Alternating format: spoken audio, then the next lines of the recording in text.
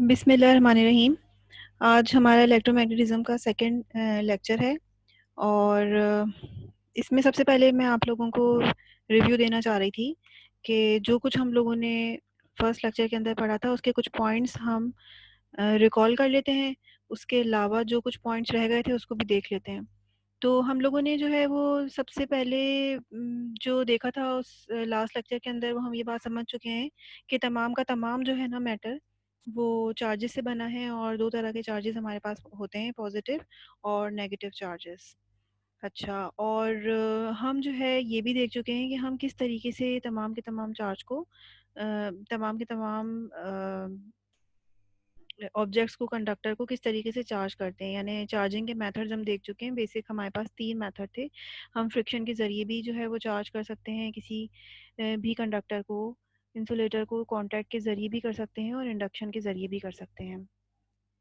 ठीक है, उसके अलावा हम लोगों ने जो एक टॉपिक कवर किया था लास्ट लेक्चर में वो हमने ये देखा था कि हमारे पास, ठीक है, अब हमने चार्ज करना भी सीख लिया कि हम किस तरीके से चार्ज कर सकते हैं तमाम के तमाम मटेरियल को, लेकिन अब हम ये देखना चाहते हैं कि हम कैलकुलेट किस तरीके से करें चार्जेस को।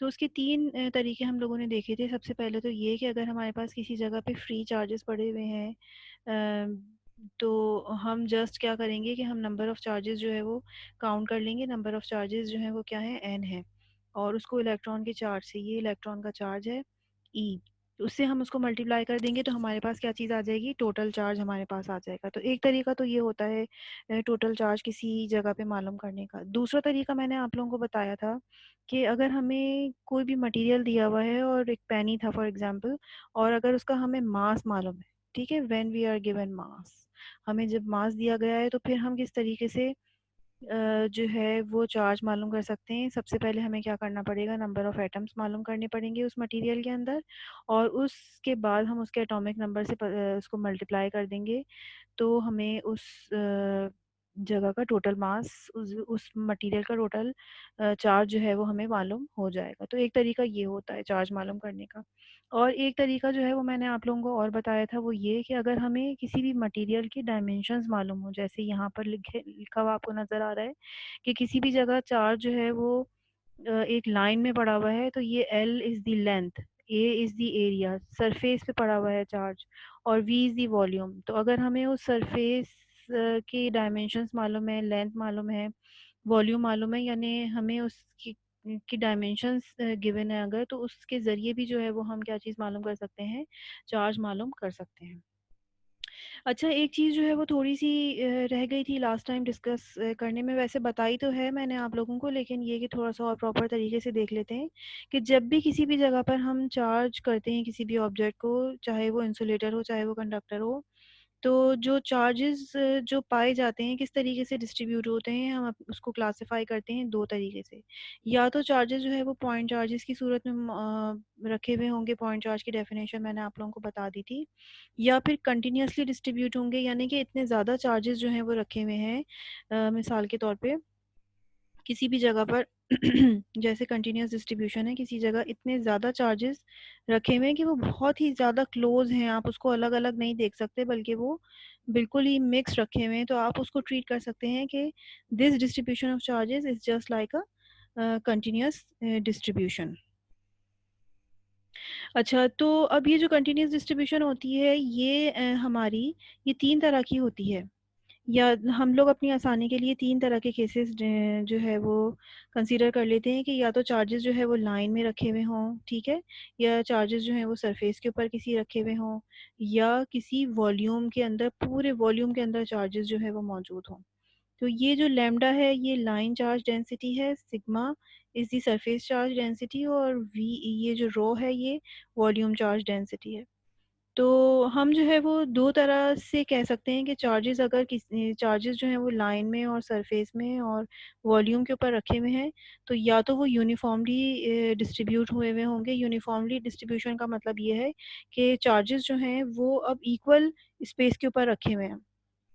किस तरीके से रखे हुए हैं, जैसे मिसाल के तौर पे एक लाइन है, इस लाइन के ऊपर चार्जेस रखे हुए हैं, तो वो इक्वली स्पेस्ड हैं, यानी कि 1 सेंटी यानी कि 1 यूनिट डिस्टेंस का फ़ासला अगर हो गया तो फिर चार्ज मिलेगा, 1 यूनिट डिस्टेंस का फ़ासला हो गया तो फिर चार्ज मिलेगा। ऐसा नहीं होगा कि एक जगह तो बहुत ज़्यादा क्लस्टर बना हुआ है और एक जगह जो है वो फिर चार्ज इधर रखा हुआ है, फिर एक इधर रखा हुआ है। तो ये जो डिस्ट्रीब्यूशन है ये यूनिफॉर्म डिस्ट्रीब्यूशन कहलाती है कि चार्जेस जो हैं वो इक्वली स्पेस्ड डिस्टेंस के ऊपर रखे हुए हैं। और अगर चार्जेस जो हैं वो इक्वली स्पेस डिस्ट्रीब्यूशन के ऊपर नहीं है तो उसको हम नॉन यूनिफॉर्म डिस्ट्रीब्यूशन कहते हैं।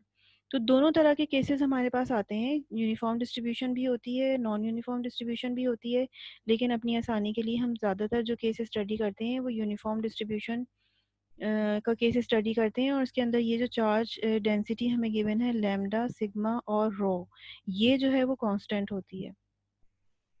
अच्छा, और नॉन यूनिफॉर्म डिस्ट्रीब्यूशन के अंदर फिर जाहिर है कि ये जो हमारी डेंसिटी है ये कांस्टेंट नहीं रहेगी किसी जगह पे।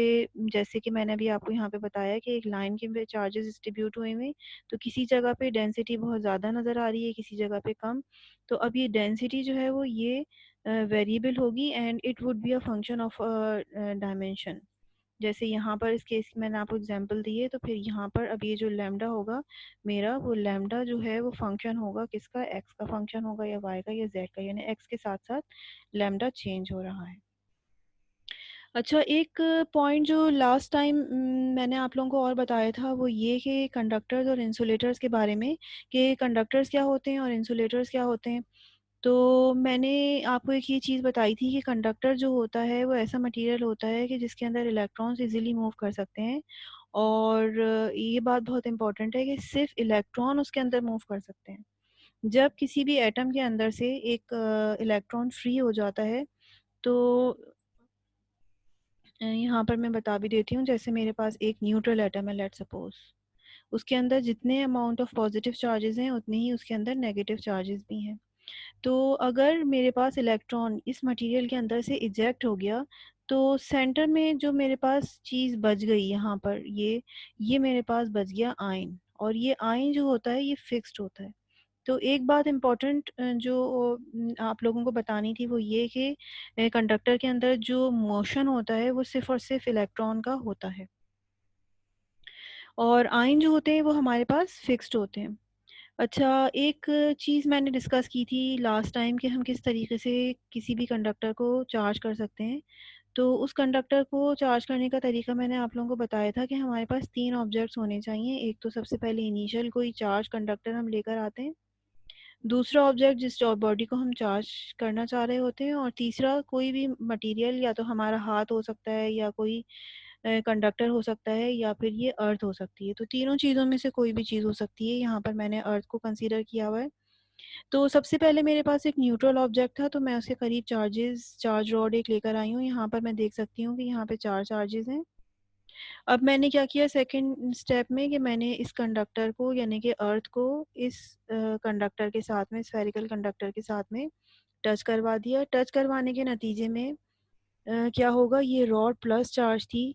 तो अर्थ से जो एक्सिस इलेक्ट्रॉन्स हैं, एरो निशान बना हुआ है कि अर्थ से जो इलेक्ट्रॉन्स हैं वो कहाँ आना शुरू हो जाएंगे, इस कंडक्टर के ऊपर आना शुरू हो जाएंगे।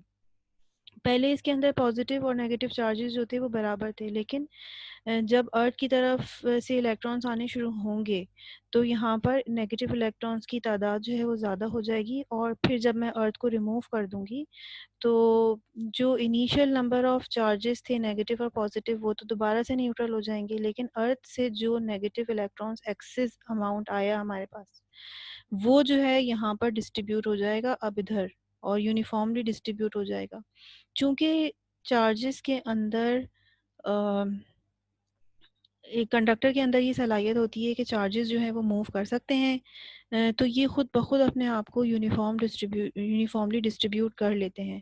अगर हमारा कंडक्टर का शेप जो है वो सिमेट्रिक हो, यानी कि इरेगुलर ना हो, बिल्कुल सिमेट्रिक हो, तो चार्जेस जो हैं वो खुद ब खुद यूनिफॉर्मली डिस्ट्रीब्यूट हो जाते हैं। और इसी तरीके से अगर यहाँ पर मैं देखूँ कि वही एग्जांपल है, लेकिन बस इनिशियली ये हुआ है कि मैं अब नेगेटिव रॉड करीब लेकर आई हूँ। तो नेगेटिव रॉड करीब आने से क्या होगा, अब इसके अंदर से जो इलेक्ट्रॉन्स हैं, एक्सिस इलेक्ट्रॉन्स, वो मूव करके अर्थ की तरफ चले जाएंगे। और अब यहाँ पर देख सकते हैं हम कि यहाँ पर जो पॉजिटिव आइंस हैं, एक्सिस पॉजिटिव आइंस, वो यहाँ पर रह गए। और जब मैंने इस नेगेटिव रॉड को और इस अर्थ को रिमूव कर दिया तो ये जो चार्जेस हैं ये भी मेरे पास एक्सिस चार्ज पॉजिटिव स्फेयर के ऊपर बच गए। तो मैं किसी भी कंडक्टर को अगर चार्ज कंडक्टर को करीब लेकर आऊँगी तो मैं एक कंडक्टर को जो है चार्ज कर सकती हूँ, उसमें इलेक्ट्रॉन्स की ही मोशन होगी, या तो किसी भी दूसरे ऑब्जेक्ट से इस कंडक्टर की तरफ या इस कंडक्टर से दूसरे ऑब्जेक्ट की तरफ इलेक्ट्रॉन ही हरकत करता है। तो ये जो पॉइंट है, ये जो है आप लोगों को ज़रूर याद रखना है कि हमारे पास आयन जो होते हैं वो फिक्स्ड होते हैं। ये जो मोशन करते हैं कंडक्टर के अंदर, वो इलेक्ट्रॉन्स करते हैं। तो ये तो कुछ रिव्यू पॉइंट्स है जो हम लोगों ने लास्ट टाइम पढ़े भी थे, थोड़ा सा उसको और प्रिसाइसली मैंने एक्सप्लेन भी कर दिया है। अच्छा, अब नेक्स्ट आते हैं कूलम्स लॉ की तरफ। नेक्स्ट जो हमारा टॉपिक है वो है कूलम्स लॉ का। अच्छा, कूलम्स लॉ के अंदर जो है सबसे पहली चीज़ जो मैंने यहाँ पर लिखी है, इसको देखें। If we have 2 point charges at rest, force between them is known as electrostatic force, and mathematically it is determined by the formula F is equal to k q1 q2 upon r square। आप लोग अपनी earlier classes के अंदर ये पढ़ भी चुके हैं कि चार्जेस जो हैं वो किसी जगह पर अगर रेस्ट में रखे हुए हैं, दो चार्जेस, और दो चार्जेस कैसे होने चाहिए उसके बारे में जो है ना, इन्होंने हमें बता दिया कि ये दो चार्जेस कैसे होने चाहिए, पॉइंट चार्जेस होने चाहिए। और उनके दरमियान अगर हमें फोर्स मालूम करनी होगी तो फिर हम जो है वो फोर्स किस फॉर्मूले से मालूम करेंगे। फोर्स हम जो है वो इस वाले फॉर्मूले से मालूम करेंगे। इस फॉर्मूले को हम कहते हैं कूलम्स फॉर्मूला, कूलम्स लॉ, जिसके ज़रिए दो पॉइंट चार्जेस के दरमियान जो है वो फोर्स मालूम की जाती है। ये हमारे पास कूलम्स लॉ है। और Q1 क्या चीज़ है, चार्ज यहाँ पर बताया हुआ है Q1, और Q2 जो है वो चार्जेस हैं, और 2 पॉइंट चार्जेस, चार्जेस का मैग्नीट्यूड है। अच्छा, R क्या चीज़ है, R जो है दो पॉइंट चार्जेस के दरमियान डिस्टेंस है। अगर मेरे पास एक पॉइंट चार्ज ये रखा हुआ है, दूसरा पॉइंट चार्ज ये रखा हुआ है, तो इन दोनों के दरमियान जो भी डिस्टेंस होगा मेरा, वो रिप्रेजेंट करूँगी मैं इसको किससे, जैसे R से फॉर एग्जांपल। तो ये जो R है, ये दो पॉइंट चार्जेस के दरमियान डिस्टेंस है, ये R2 नहीं है, R is the distance between them. ठीक है, और K जो है वो क्या चीज़ है, ये कांस्टेंट है जिसकी वैल्यू होती है 1/4πε0, और इसकी न्यूमेरिकल वैल्यू होती है 9 × 10⁹ न्यूटन मीटर स्क्वायर पर कूलम स्क्वायर। और इसके अंदर ये जो एप्सिलॉन नॉट आ रहा है, ये कहलाती है परमिटिविटी ऑफ मीडियम या परमिटिविटी ऑफ फ्री स्पेस। ठीक है, जिसकी वैल्यू होती है 8.85 × 10⁻⁻12। इसको हम कहते हैं permittivity of air, permittivity of vacuum या परमिटिविटी ऑफ फ्री स्पेस। ये मीडियम नहीं कहलाती, परमिटिविटी ऑफ फ्री स्पेस कहलाती है, इसको हम कहते हैं फ्री स्पेस। ठीक है, एयर की भी नहीं होती है, यहाँ पर अलग चीज़ लिखी हुई है। तो परमिटिविटी ऑफ फ्री स्पेस हमारे पास ये हो गई। इसका जो यूनिट है वो फेरेड पर मीटर भी होता है, और यहाँ से इस फॉर्मूले से भी हम इसकी यूनिट ड्राइव कर सकते हैं परमिटिविटी के। इसको हमने लिखा है एप्सिलॉन नॉट करके। तो ये जो चीज़ थी ये तो हम लोगों ने पहले से पढ़ी हुई है कि अच्छा भाई, दो चार्जेस के दरमियान जो अगर हमें फोर्स का मैग्नीट्यूड पता करना हो तो हम कूलम्स लॉ के ज़रिए मालूम कर सकते हैं। अच्छा, इसकी थोड़ी सी एनालिसिस करते हैं आप कि ये जो फैक्टर्स या पैरामीटर्स हमें यहाँ पर नज़र आ रहे हैं, Q और R और ये एप्सिलॉन नॉट, इनके ऊपर आखिर किस तरीके से ये जो फोर्स है ये डिपेंड कर रही है।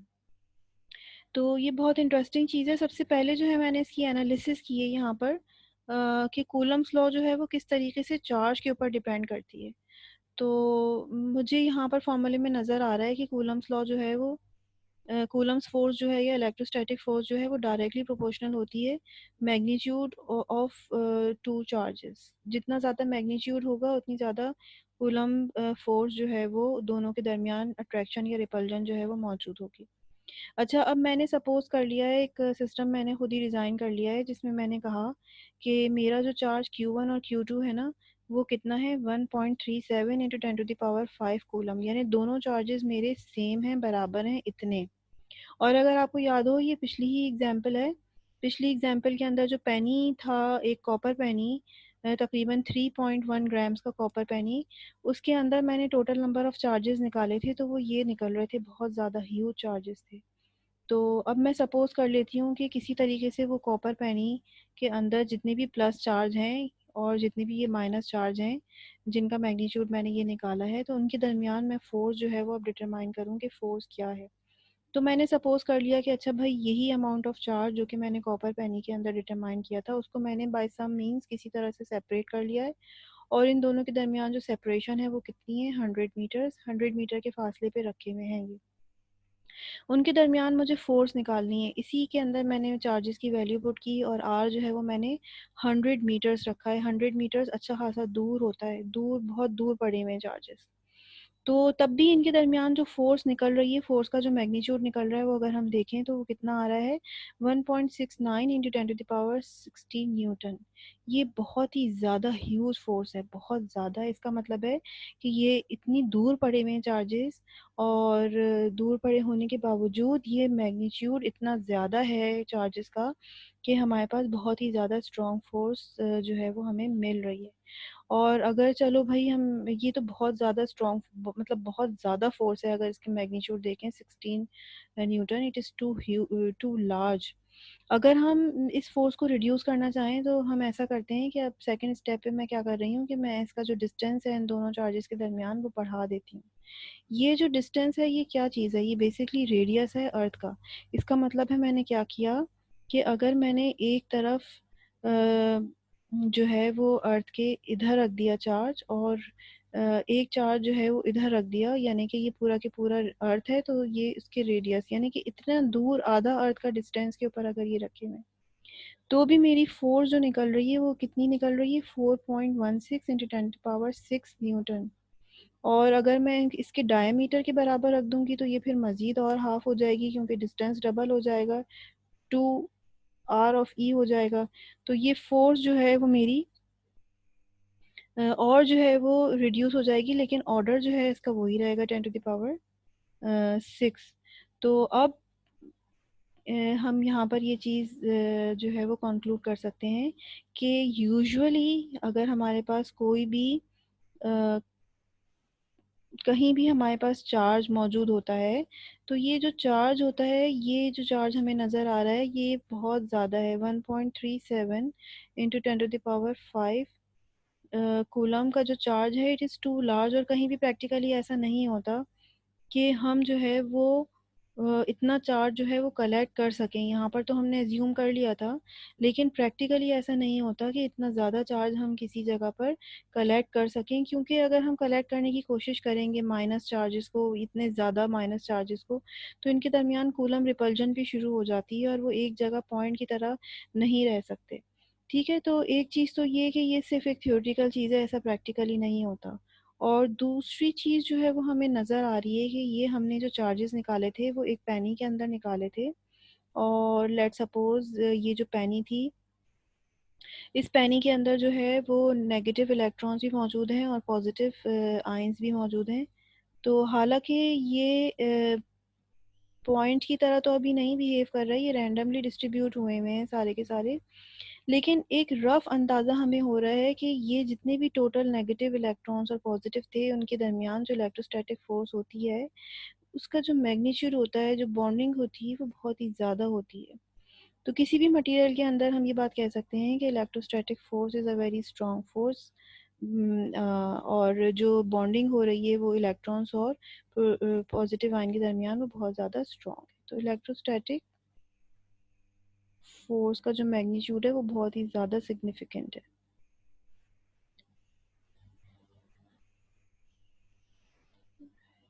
सिग्निफिकेंट। ठीक है, तो एक एनालिसिस हमारी कंप्लीट हो गई, और हमें थोड़ा सा पता चल गया कि ये जो अमाउंट ऑफ चार्ज है, जितना ज़्यादा चार्ज होगा उतनी ज़्यादा फोर्स होगी। और अब हमें थोड़ा सा यहाँ से एनालिसिस करके ये भी पता चल गया है कि ये जो Q1 और Q2 है, ये 10 टू द पावर 5 कूलम था, ये बहुत ज़्यादा था। तो हम लोग अभी देखना चाहते हैं, ये अंदाज़ा करना चाहते हैं कि अच्छा भाई प्रैक्टिकल एग्जांपल्स के अंदर कितना अमाउंट ऑफ चार्ज जो है वो हमारे पास होना चाहिए। हमारी जो डिवाइसेस होती हैं उसमें तो इतना चार्ज अब हम स्टोर ही नहीं कर सकते 10⁵ ऑर्डर का। तो कहीं हमें कोई किसी प्रैक्टिकल एग्जांपल के अंदर कहीं नज़र आता है कि बहुत ज़्यादा अमाउंट ऑफ चार्ज जो है वो मौजूद हो। तो यस, यहाँ पर मैंने एक एग्जांपल लिखी है, क्वेश्चन लिखा है, न्यूमेरिकल है ये। इसमें एक बताया हुआ है कि किसी भी जगह पे लाइटनिंग हो रही है, लाइटनिंग बोल्ट है, और उसके अंदर जो करंट प्रोड्यूस हो रहा है वो करंट है 2.5 into 10⁴ coulomb per second, flows for 20 microsecond, और टाइम ड्यूरेशन 20 माइक्रोसेकेंड्स तक वो फ्लो हुआ। और जब इतना ज़्यादा फ्लो हुआ तो अब हमसे पूछ रहे हैं कि कितना चार्ज जो है वो ट्रांसफ़र हुआ है इस इवेंट के अंदर, यानी कि एटमॉस्फेयर से ज़मीन के अंदर कितना चार्ज जो है वो ट्रांसफ़र हुआ है। तो हमें पता है कि करंट का फार्मूला क्या होता है, I = Q/T, और जब मैंने इसके अंदर वैल्यूज़ पुट की तो मेरे पास 0.5 कूलम जो है वो चार्ज आ रहा है। तो ये भी जो अमाउंट है ना करंट की, 2.5 इंटू 10⁴ कूलम्स पर सेकेंड, ये भी बहुत ज़्यादा करंट है। प्रैक्टिकली जो हमारी डिवाइसेस होती हैं जिसके अंदर बहुत ज़्यादा से ज़्यादा करंट होता है, वो लैब्स के अंदर मौजूद होती हैं। बहुत ज़्यादा मैग्नेटिक फील्ड क्रिएट करने के लिए हमें चाहिए होते हैं वो डिवाइसेस 4 या 5 एम्पेयर्स। उससे ज़्यादा करंट अगर हम फ्लो करना चाहेंगे किसी भी डिवाइस के अंदर तो वो हीट अप होना शुरू हो जाती है जगह, और डिवाइस, और वो फिर जल जाती है। तो सबसे ज़्यादा प्रैक्टिकली जो है ना वो हमें करंट का जो मैग्नीट्यूड मिलता है वो एक लाइटनिंग बोल्ट के अंदर ही मिलता है, जहाँ पे इतना ह्यूज करंट हमें मिलता है। देखें कहाँ पर 4 और 5 एम्पेयर्स मिल रहा है और कहाँ पे 2.5 इंटू 10⁴ एम्पेयर्स मिल रहा है। तो उसके अंदर भी जो चार्ज हमें मिल रहा है वो कितना मिल रहा है, 0.5 कूलम्स। तो थोड़ा सा अंदाज़ा लगा लेती हूँ मैं कि ये जो चार्ज है ये भी मुझे अभी पता है कि ये भी बहुत ज़्यादा चार्ज है। तो हम थोड़ा-सा देख लेते हैं कि इसके अंदर कितने नंबर ऑफ़ इलेक्ट्रॉन्स जो है मौजूद होंगे इस कूलम ऑफ़ चार्ज के अंदर। अगर मैं अपना फ़ॉर्मूला देखूँ, टोटल चार्ज को मैं इलेक्ट्रॉन के चार्ज से डिवाइड कर दूँ, तो मेरे पास नंबर ऑफ़ इलेक्ट्रॉन्स आ जाएँगे। और ये जो नंबर ऑफ़ इलेक्ट्रॉन्स आए ये कितने आए, 3.125 इंटू 10⁻18 चार्जेस जो हैं वो हरकत कर कर गए हैं एक जगह से दूसरी जगह। तो ये 0.5 coulomb is still a very large number.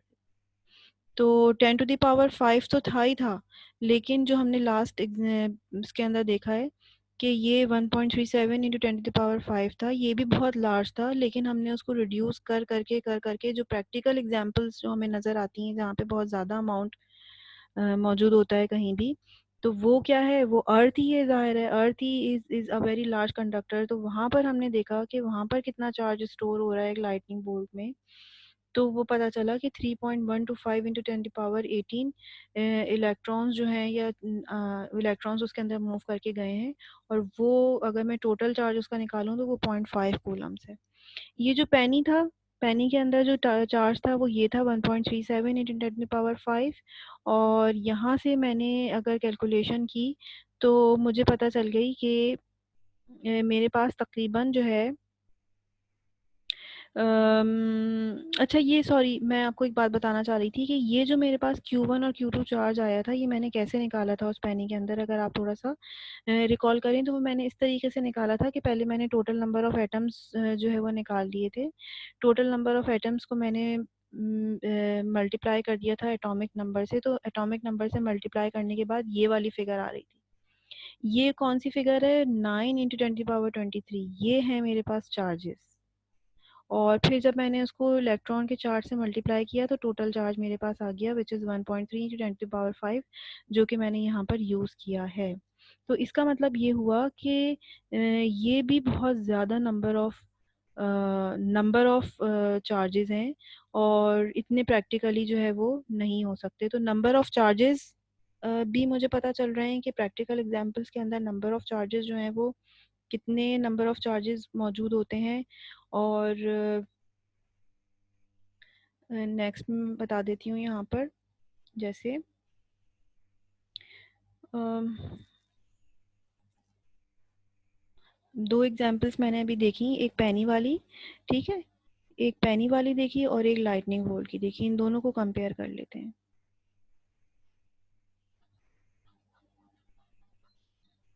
पेनी के अंदर मेरे पास तकरीबन 9 इंटू 10⁻23 लेट सपोज इलेक्ट्रॉन्स थे, और लाइटनिंग बोल्ट के अंदर मेरे पास कितने आ रहे हैं, 3 इंटू 10⁻18। और इसके अंदर मेरे पास कितने कूलम चार्ज था, टोटल चार्ज क्यू, वो था 1.3 इंटू 10⁻5 कूलम्स। और यहाँ पर मेरे पास कितने कूलम चार्ज आ रहा है, जस्ट 0.5 कूलम्स। तो ये प्रैक्टिकली जो है वो ये सबसे ज़्यादा चार्जेस जहाँ हमें मिलते हैं, जहाँ हमें सबसे ज़्यादा करंट मिलता है, वो ये जगह होती है। किसी भी जगह पर अगर लाइटनिंग बोल्ट हो, और ये तो जो हमने पेनी के अंदर निकाला है, ये तो यानी प्रैक्टिकली पॉसिबल ही नहीं है। लेकिन यहाँ से हमें फिगर्स के बारे में थोड़ा सा अंदाज़ा हो गया कि 0.5 coulomb is very large enough. तो इसका मतलब ये होगा कि ये अर्थ के बारे में बात कर रहे हैं। अर्थ एक बहुत बड़ा कंडक्टर है। तो प्रैक्टिकली जो हम डिवाइसेस बनाते हैं वो तो बहुत छोटे छोटे कैपेसिटर होते हैं, बहुत छोटे छोटे कंडक्टर्स होते हैं। तो उसके अंदर यहाँ पर हम देख सकते हैं कि यहाँ पे मैंने लिखा हुआ भी है कि हमारे पास जनरली किसी भी कंडक्टर के अंदर, चार्ज कंडक्टर के अंदर कितने अमाउंट ऑफ चार्जेस जो है वो मौजूद होते हैं। तो तकरीबन 10⁻⁻6 कूलम्स का चार्ज उसमें होता है, या 10⁻12 कूलम तक जो है वो चार्जेस मौजूद होते हैं किसी भी चार्जिंग डिवाइस के अंदर, चार्ज स्टोरेज डिवाइसेस के अंदर। ये 10⁻⁻6 को कहते हैं माइक्रो कूलम, और 10⁻⁻12 का मतलब होता है पीको कूलम। यहाँ पे मैंने लिख भी दिया। तो अगर किसी जगह माइक्रो कूलम्स के चार्जेस मौजूद हैं, या किसी जगह पीको कूलम चार्जेस मौजूद हैं, तो उसके अंदर कितने नंबर ऑफ इलेक्ट्रॉन्स की तादाद होगी। अगर कहीं भी ये देखें, अगर मेरे पास total for example micro coulomb का चार्ज मौजूद है कहीं, लेट सपोज 1 माइक्रो कूलम, तो उसको मैं अगर इलेक्ट्रॉन के चार्ज से डिवाइड कर दूं तो मेरे पास कितने नंबर ऑफ इलेक्ट्रॉन्स आ जाएंगे, ये। यानी अगर कहीं मेरे पास माइक्रो कूलम का भी चार्ज मौजूद है तो मेरे पास कितने इलेक्ट्रॉन्स आ जाएंगे, इतने। यहाँ पर मैं लिख भी देती हूँ कि इफ़ आई हैव पेनी हो गया, एक लाइटनिंग बोल्ट हो गया, और लेट सपोज अब मैं कोई बहुत छोटा सा एक कैपेसिटर ले लेती हूँ। ठीक है, कैपेसिटर, थर्ड केस मेरे पास ये है कैपेसिटर का। और वो कैसा कैपेसिटर है कि उसके अंदर 6.2 इंटू 10⁻12 इलेक्ट्रॉन्स मौजूद हैं, और टोटल चार्ज जो है वो तकरीबन 1 माइक्रो कूलम का है। और ये कोई एक अनदर कैपेसिटर है, इन अनदर कैपेसिटर, उसके अंदर कितना चार्ज मौजूद है, उसके अंदर तकरीबन पिको फैरेड का चार्ज जो है वो मौजूद है, 1 पिको फैरेड, ये सॉरी 1 पिको कूलम, और चार्ज मौजूद है उसके अंदर। और उसके अंदर जो नंबर ऑफ इलेक्ट्रॉन्स हैं वो हैं 6.25 इंटू 10⁻6। तो ये फिगर्स जो, और ये जो ऑर्डर मैं यहाँ पर डिस्कस कर रही हूँ, उससे हमें अंदाज़ा हो रहा है कि प्रैक्टिकली जो हम डिवाइसेस बनाते हैं उसमें कितना अमाउंट ऑफ चार्ज जो है वो मौजूद होता है, और कितने नंबर ऑफ कॉरस्पॉन्डिंग चार्जेस जो है वो उसके अंदर मौजूद होते हैं।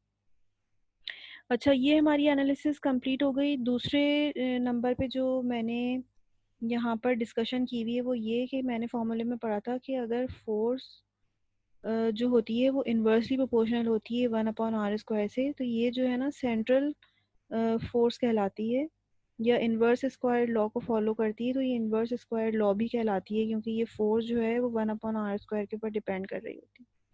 तो इस फोर्स को हम सेंट्रल फोर्स भी कहते हैं। अच्छा, अब मुझे एक अंदाज़ा हो गया रफ पिछली एग्जांपल में कि चार्जेस जो होते हैं अमूमन कैपेसिटर्स के अंदर वो तकरीबन माइक्रो कूलम के ऑर्डर के होते हैं। तो यहाँ पर मैंने 6 इंटू 10⁻⁻6 कूलम इधर लिखा हुआ है। ठीक है, तो ये मैंने सपोज कर लिया है कि दो चार्जेस जो हैं वो कहीं भी मौजूद हैं। अभी मैं किसी फ्री स्पेस में हूँ, और के की भी वैल्यू मेरी 9 इंटू 10⁻9 है। तो अब मैंने क्या किया कि मैंने डिस्टेंस जो है वो इन दोनों चार्जेस के दरमियान चेंज करके देख रही हूँ, इंक्रीज़ करती चली जा रही हूँ। तो ये 1 सेंटीमीटर के दरमियान 1 सेंटीमीटर का फासला होगा अगर इन दो चार्जेस के दरमियान। तो फोर्स कितनी ज़्यादा ह्यूज निकल रही है, 3240, इट्स वेरी ह्यूज। हालांकि जो हमने पिछला केस किया था उसके अंदर तकरीबन 10⁻16 ऑर्डर था पेनी के अंदर जो हमने निकाला था। ये कितनी रिड्यूस हो गई है, क्यों रिड्यूस हो गई है, क्योंकि यहाँ पे चार्ज का अमाउंट रिड्यूस हो गया है। प्रैक्टिकली इतने ही अमाउंट की चार्ज जो है वो मौजूद होता है, बल्कि ये भी मैंने ज़्यादा ही लिखा हुआ है, इससे कम चार्ज भी होता है। तो अगर इन दोनों चार्जेस के दरमियान में 1 मीटर का फ़ासला रखूँ, तो थोड़ा-सा डिस्टेंस में बढ़ा दूँ, तो अब यहाँ पर मुझे नज़र आ रहा है कि फ़ोर्स जो है वो डिक्रीज़ हो गई। फिर अगर मैंने इनके दरमियान 100 मीटर का फ़ासला रख दिया, तो फ़ोर्स जो है वो और डिक्रीज़ हो गई। तो जनरली मेरे जो डिवाइसेज़ होती हैं वो इस रिजीम में काम करती हैं। अगर आपने अपनी डिवाइसेज़ देखी होंगी घर के अंदर, तो 2 चार्जेस या 2 कैपेसिटर्स की प्लेट के दरमियान जो फ़ासला होता है वो फ्यू सेंटीमीटर्स होता है या बहुत छोटी होती हैं, 1 मिलीमीटर तक का फ़ासला होता है। तो इस रिजीम के अंदर हम लोग काम कर रहे होते हैं, ठीक है? ये तो ऐसा नहीं कहीं मैंने देखा कि डेली लाइफ के अंदर इस्तेमाल होने वाली डिवाइसेस जो हैं उसमें 1 मीटर का फ़ासला हो या 100 मीटर का। लेकिन ये सिर्फ़ समझने के लिए है। तो यहाँ पर मैंने ग्राफ भी बनाया हुआ है, इसको हम देख सकते हैं कि फ़ोर्स जो है वो आर के साथ में किस तरह से बिहेव कर रहा है। फ़ोर्स जो है वो डिक्रीज़ होती चली जाती है जैसे-जैसे हम डिस्टेंस जो है वो बढ़ाते हैं, और ये जो फ़ोर्स डिक्रीज़ हो रही है वो 1/r² यानी इनवर्स स्क्वायर लॉ के हिसाब से डिक्रीज़ हो रही है। अच्छा, ये तो प्रैक्टिकली हम उन डिवाइसेस की बात कर रहे हैं कि चार्जेस जो है वो ये सेंटीमीटर हमें नज़र आ रहा है कि सेंटीमीटर कितना होता है, मीटर कितना होता है, 100 मीटर। थोड़े से स्मॉल सिस्टम्स की बातें करते हैं, ठीक है? हम बहुत ज़्यादा छोटे सिस्टम की तरफ चले जाते हैं, उसके अंदर भी हम देख लेते हैं कि उसके अंदर जो फ़ोर्स का मैग्नीट्यूड है वो क्या रहता है। ये देखें 3240 या 0.324 या 32.4 × 10⁻⁻⁶। तो यहाँ पर अगर हम छोटे सिस्टम की तरफ चले जाएँ, कितने छोटे, हम चले गए एटम के अंदर। मिसाल के तौर पे मेरे पास एक एटम है, एटम के अंदर सेंटर में एक प्रोटॉन है और एक इलेक्ट्रॉन है। हाइड्रोजन का एटम मैंने ले लिया, तो दोनों का चार्ज जो होता है वो बराबर होता है, 1.6 × 10⁻⁻19 कूलम। तो अब मैं फ़ोर्स निकालना चाहती हूँ किसके अंदर, एटम के अंदर। तो एटम के अंदर जब मैं जो है वो फ़ोर्स निकालूँगी, तो ये सारे कांस्टेंट तो वैसे की वैसे ही आ जाएँगे। इन दोनों इलेक्ट्रॉन और प्रोटॉन के दरमियान जो डिस्टेंस होता है वो 1 बोर डिस्टेंस कहलाता है, बोर्स रेडियस कहलाता है, और वो बराबर होता है 0.53 × 10⁻⁻10 मीटर्स के। और जब मैं इसको फॉर्मूले में रख के निकालूंगी, तो ये मुझे देखें कितनी छोटी फिगर यहाँ पर आ रही है, 8 × 10⁻⁸ न्यूटन की। और अगर मैं ये बात तस्वर कर लूँ कि मैं न्यूक्लियस के अंदर मौजूद हूँ और न्यूक्लियस के अंदर प्रोटॉन्स पड़े हुए हैं 2, तो उनके दरमियान जो है वो कितना फासला होता है, 4 फेंटोमीटर्स, 10⁻⁻15 मीटर्स। तो चार्जेस तो दोनों प्रोटॉन के कितने होंगे, 1.6 × 10⁻⁻19 ही होंगे। लेकिन ये जो फोर्स निकल रही है ये भी अच्छी खासी ह्यूज फोर्स निकल रही है, 14 न्यूटन की फोर्स निकल रही है ये। तो अगर न्यूक्लियर फोर्स, इसका मतलब है कि रिपल्सिव फोर्स अच्छी खासी होती है। और अट्रैक्टिव फोर्स जो होती है इलेक्ट्रॉन और प्रोटॉन के दरमियान, वो किस ऑर्डर की होती है, 8 × 10⁻⁻8। तो अगर हम अपने सिस्टम्स बहुत छोटे कर लें, तो हमारा जो मैग्नीट्यूड होता है, ये मैग्नीट्यूड जो है वो बहुत ही कम हो गया है। देखें ये थोड़े से लार्ज सिस्टम है, उसके मुकाबले में ये छोटे सिस्टम है। तो अगर हम कंपेयर करें इन यूनिट्स को, ये जो यूनिट्स हमारे पास आ रहे हैं, न्यूमेरिकल वैल्यूज आ रही हैं फोर्स की, तो इसके मुकाबले में तो ये बहुत ही कम आ रही हैं। लेकिन यहाँ पर बहरहाल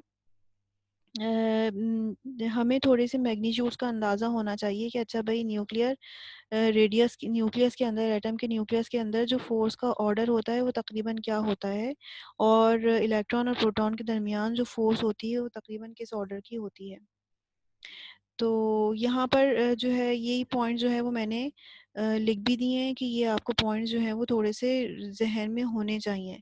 तो इसका मतलब ये होता है कि अगर हम किसी भी एक इलेक्ट्रॉन या एक प्रोटॉन की बात कर रहे हैं, तो इतने ऑर्डर की फोर्स तकरीबन काफ़ी होती है कि एक्सेलरेट करवाने के लिए मिली न्यूटन की फ़ोर्स इलेक्ट्रॉन को काफ़ी होती है। इलेक्ट्रॉन के लिए तो 1 न्यूटन की फ़ोर्स भी यानी बहुत ज़्यादा हो जाएगी अगर मैं इस फिगर को देखूँ तो। खैर बहरहाल ये पॉइंट जो है वो हमें जहन में रखना है। तो यहाँ पर एक चीज़ जो है वो मैंने और बताई हुई है कि अब मुझे जब पता चल गई, मैंने फ़ोर्स की एनालिसिस कर ली कूलम फ़ोर्स की, कि कूलम फ़ोर्स जो है वो किस तरीके से डिपेंड कर रही है डिस्टेंस के ऊपर और चार्जेस के मैग्नीट्यूड के ऊपर। तो यहाँ पर मैंने कोई एक चीज़ डिज़ाइन करने की कोशिश की। ये मैंने टोमेटो बनाया हुआ है। मैं इस टोमेटो को क्या करना चाहती हूँ, क्रश करना चाहती हूँ। तो मैं चाहती हूँ कि मैं क्रश उसको कैसे करूँ, एक तरफ एक प्लस चार्ज रख लूँ, दूसरी तरफ दूसरा माइनस चार्ज रख लूँ, तो दोनों एक दूसरे को क्या करेंगे, अट्रैक्ट करेंगे। ये एक स्फेरिकल जो है वो बॉल्स की तरह का एक कंडक्टर है। अच्छा, टमाटर का जो साइज़ होता है तकरीबन अम, छोटा सा मैंने एक यहाँ पर टोमेटो ले लिया है, तो उनके दरमियान का जो डायमेंशन है ये मैंने खुद फिक्स कर दिया है कि अच्छा भाई तकरीबन 5 सेंटीमीटर में मेरा एक छोटा सा टोमेटो जो है वो आ जाएगा। और अब मैं एक अंदाज़ा कर रही हूँ कि मुझे ये बात पता है कि टोमेटो जो होता है वो अगर उसके ऊपर मैं 1 kg रख दूँ, 1 kg मास रख दूँ, तो टमाटर जो होता है वो मेरा वो स्क्वीज़ हो जाता है। और इसका मतलब ये है कि ये जो 1 kg है, ये 1 kg इसके ऊपर कितनी ग्रेविटेशनल फ़ोर्स लग रही होती है। मैंने 9.8 के बजाय इसको एक रफ़ली 10 ले लिया है, एक्सेलरेशन ड्यू टू ग्रेविटी की जो वैल्यू होती है, स्मॉल जी की वैल्यू। तो फ़ोर्स मेरे पास कितनी आ गई, 10 न्यूटन। यानी मुझे एक रफ़ली अंदाज़ा हो गया कि जो 1 kg का जो सब्सटेंस होता है वो तकरीबन 10 न्यूटन की फ़ोर्स लगा रहा होता है, और 10 न्यूटन की फ़ोर्स जो है वो एक टमाटर को स्क्वीज़ करने के लिए काफ़ी होती है। तो इसी वजह से मैंने यहाँ पर ये तसव्वुर कर लिया कि इन दोनों स्फीयर्स के ऊपर चार्ज ऐसा होना चाहिए कि इनके दरमियान जो फ़ोर्स ऑफ अट्रैक्शन हो वो तकरीबन 10 न्यूटन हो। और के की भी वैल्यू जो है वो मैंने 9 इन 10 की पावर 9 रख दी है। तो मैं क्यों मालूम करना चाहती हूँ कि आखिर मैं इनको चार्ज करूँगी तो इनके ऊपर कितना चार्ज जो है वो आना चाहिए। तो मैंने कैलकुलेशन करके इनका चार्ज निकाल दिया, तकरीबन 1.64 into 10 to the power -6 coulombs इनका जो है वो चार्ज निकल कर आ रहा है। तो इस तरीके से एक रफ़ एग्ज़ाम्पल मैंने दिए है कि हम अपने कोई भी सिस्टम्स जो हैं वो डिज़ाइन कर सकते हैं। कुछ भी आपके माइंड में कुछ भी अगर आ रहा हो कि अच्छा हम चार्जेस से ये क्या काम कर सकते हैं, तो आप खुद भी कर सकते हैं। तो 2 चीज़ें मैंने अभी यहाँ पर देख ली हैं। एक तो मैंने ये देख लिया है कि फ़ोर्स कूलम यानी चार्जेस की किस तरह से डायरेक्टली प्रोपोर्शनल होती है, और प्रैक्टिकली जो हमारी डिवाइसेज़ होती हैं उनमें तकरीबन माइक्रो कूलम से लेके पिको कूलम तक का चार्ज मौजूद होता है। और अगर किसी जगह पे 0.5 कूलम चार्ज मौजूद है या 10 to the power 5 coulomb charge है, तो वो बहुत ज़्यादा ह्यूज चार्ज है। इतना प्रैक्टिकली ऐसा पॉसिबल नहीं है कि हम उसको कलेक्ट कर सकें उन चार्जेस को। और उसके अलावा मैंने ये देख लिया कि जब हम सिस्टम को डिज़ाइन करते हैं, उसकी डायमेंशन को हम जब सेट करते हैं, तो उसकी जो डायमेंशंस होती हैं वो तकरीबन सेंटीमीटर के ऑर्डर की होती हैं या मीटर्स के ऑर्डर की होंगी। बहुत ज़्यादा इतनी बड़ी-बड़ी डिवाइसेस नहीं हम बनाते।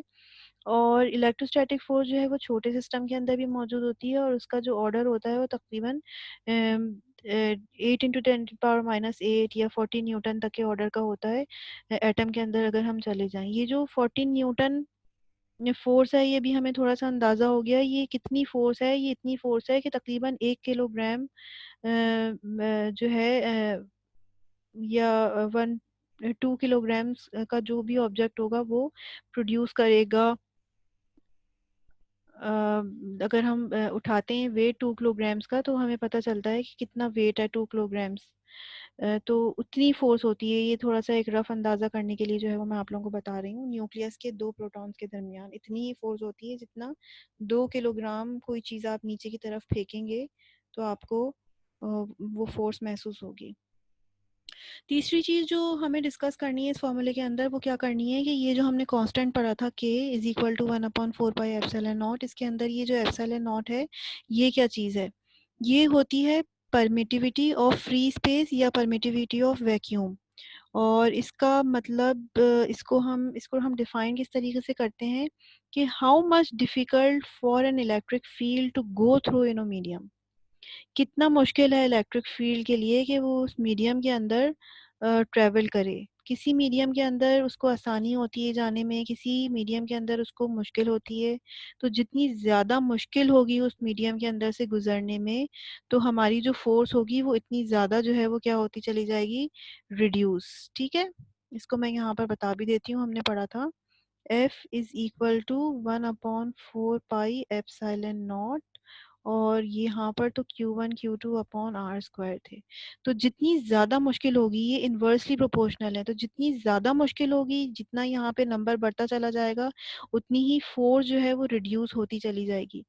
तो ये जो परमिटिविटी है, नाम से हम उसको कह रहे हैं कि permit how much electric lines of forces, या हाउ मच अभी हमने पढ़ा नहीं है कि इलेक्ट्रिक फील्ड क्या चीज़ होती है, लेकिन बहरहाल थोड़ी सी प्रीवियस नॉलेज हमें है।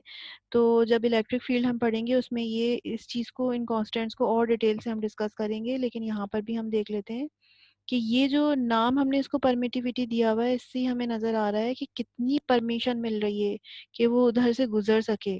ठीक है, तो हर मीडियम के अंदर इतनी आसानी नहीं होती है इलेक्ट्रिक लाइन्स ऑफ फोर्सेस को गुजरने के लिए, इलेक्ट्रिक फील्ड को क्रिएट होने के लिए इतनी आसानी नहीं होती। इलेक्ट्रिक फील्ड हर जगह आसानी के साथ क्रिएट नहीं हो सकती।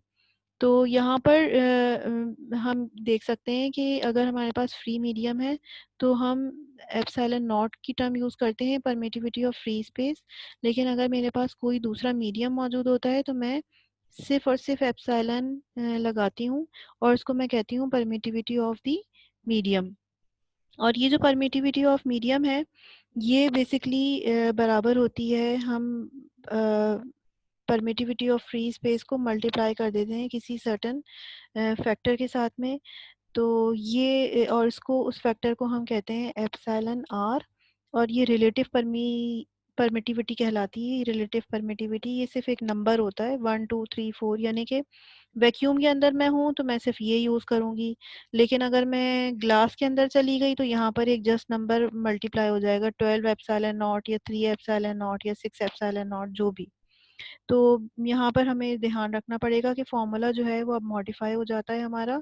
किसी भी मीडियम के अंदर जो कूलम्स लॉ का जो फॉर्मूला मैं लिखूंगी वो अब मैं क्या लिखूंगी, 1/4 pi epsilon naught and epsilon r. ठीक है, और बाकी चीज़ जो है वो एज इट इज़ रहेगी। तो यहाँ से मुझे नज़र आ रहा है कि जितना ज़्यादा मीडियम का कांस्टेंट होगा उतनी ये मुश्किल होगी उस मीडियम के अंदर इलेक्ट्रिक लाइंस ऑफ फोर्सेस को गुजरने में। और जब इलेक्ट्रिक लाइंस ऑफ फोर्सेस मुश्किल से गुजरेंगी तो जाहिर है, या मैं कह सकती हूँ कि इलेक्ट्रिक फील्ड को क्रिएट होने में बहुत मुश्किल होगी, फैलने में, रीजन में मौजूद होने में बहुत मुश्किल होगी। तो अगर मुश्किल है तो फोर्स जो है वो क्या हो जाएगी, रिड्यूस हो जाएगी। यहाँ पे मैंने कुछ एग्जांपल्स दी हुई है कि अगर मेरे पास फोर्स हम दो चार्जेस के दरमियान निकाल रहे हैं लेकिन वैक्यूम है, तो वैक्यूम है अगर, तो सिंपली फॉर्मूला क्या होगा, एफ वी वैक्यूम के q square upon r square is equal to, let suppose x units मैंने कह दिया है। अगर ग्लास है तो उसमें एप्सिलॉन आर जो है वो 4 है, और ग्रेविटेशनल फोर्स जो है वो मेरी रिड्यूस होके x/4 हो जाएगी। इसी तरीके से वाटर की जो परमिटिविटी होती है, डाइलेक्ट्रिक कांस्टेंट भी कहते हैं इसको, यहाँ पे मैंने लिखा है डाइलेक्ट्रिक कांस्टेंट।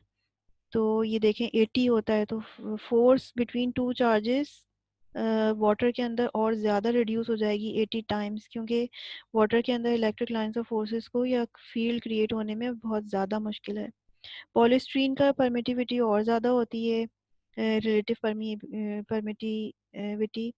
तो उसमें भी फोर्स जो है पॉलीस्ट्रीन के अंदर, दो चार्जेस अगर रखे हुए हों, दो चार्जेस के दरमियान अगर हम पॉलीस्ट्रीन लगा दें तो फिर हमारी फोर्स और ज़्यादा रिड्यूस हो जाएगी।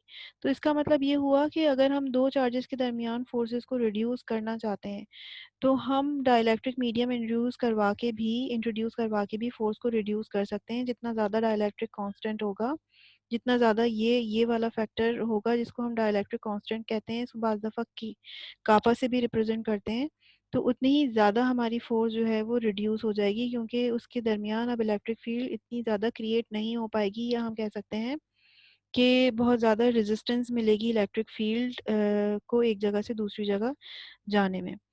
तो हमें अब तीन फैक्टर जो है वो बहुत अच्छी तरीके से पता चल गए कि फोर्स जो है, कूलम फोर्स, दो चार्जेस के दरमियान चार्ज के मैग्नीट्यूड पे डिपेंड करती है, दोनों के दरमियान डिस्टेंस पे डिपेंड करती है, और इसके अलावा मीडियम के ऊपर भी डिपेंड करती है।